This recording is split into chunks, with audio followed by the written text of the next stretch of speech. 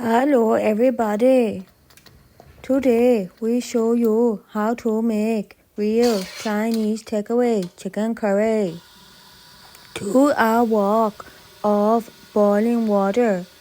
Add your chicken mini fillets and cook for 4 minutes.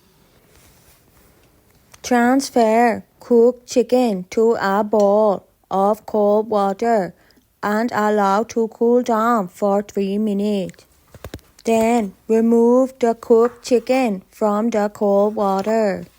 Then cut into chunky pieces like this. Mini chicken fillet, cheaper than breast. Now grip an onion tight and cut in half, directly down the center like this. Cut the stem off the onion, but keep the root on. This will stop you crying. And hold the onion together while you chop. Peel the skin off the onion. Place flat side down and cut at 45-degree angle into the onion. Turn onion on side while gripping the side together and repeat. The root of the onion will prevent it falling apart. Separate the onion into wedges. To a smoking hot wok, add your onion wedges. Saute until golden brown. Add in heaped tablespoon of curry paste to the wok and gently break the paste up.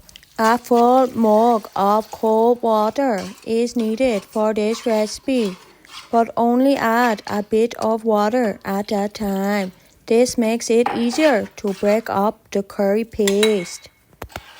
Add in your cooked chicken breast and gently stir until covered with curry sauce. Then add in 2 tablespoons frozen peas and mix everything together.